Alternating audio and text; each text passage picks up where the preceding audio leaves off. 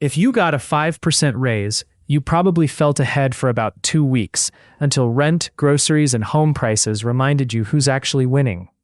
Most people think a higher salary is the main path to getting rich, but it usually isn't. The confusing part is you can do everything right and still feel stuck. So why does working harder rarely translate into getting meaningfully richer? Because a paycheck is built to keep your life running, and wealth usually comes from owning things that rise while you sleep. Here's what you'll see by the end of this: what salaries are optimized for, why wages tend to lag asset inflation, how ownership quietly became the main wealth engine, and a simple earn-to-own playbook. A salary is a price for your time, set inside a budget. Companies use salary bands, annual raises, and reviews because they need predictable labor costs and predictable retention. Benefits fit the same logic. Healthcare and a retirement match keep you stable and showing up. That stability is useful, but it is not designed to compound. Wages climb stairs, assets take elevators, especially when leverage is involved. Wages are anchored to the labor market and productivity, so they move in steps in negotiations. Assets like housing and stocks can reprice fast because they're driven by scarcity, credit, and huge pools of capital looking for returns. You don't buy a house with your income, you buy it with financing, so the price often gets set by what monthly payment the market can carry. When rates fall and credit is easy, prices can run ahead of wages for years. Historically, broad equities have often outpaced wage growth over long periods, which means ownership pulls away from earning. This doesn't require a smoky room plot. It's incentives.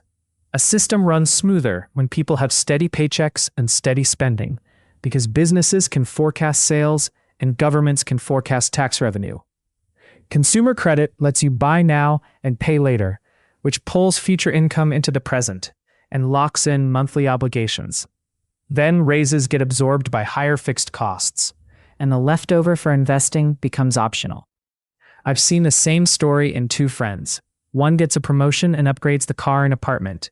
The other keeps the lifestyle the same and buys index funds every payday.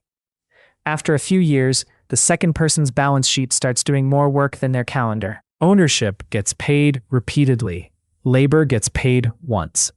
In a lot of modern work, the biggest upside is equity.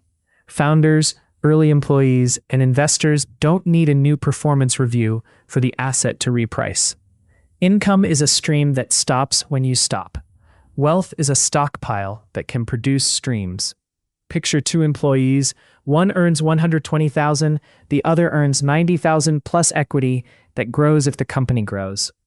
Or compare a landlord whose rent resets with the market to a worker whose wage resets slowly. The simplest version of ownership for most people is an index fund, which is just buying a slice of many businesses at once. So what's a practical response without pretending risk doesn't exist or that results are guaranteed? First, stop the leaks. Build a small emergency buffer, kill high-interest consumer debt, and keep fixed costs from scaling with every raise. Second, convert income into assets automatically. Invest on payday, capture the employer match, and follow a raise capture rule where you invest most of each raise until you hit a target rate. Third, increase equity exposure carefully. Negotiate for equity where it makes sense. Build small ownership through a side business or royalties, and treat home ownership as a math problem, not a promise. This is not financial advice. It's a lens. A salary is a tool, not the finish line. Use wages to buy time, and use ownership to buy freedom.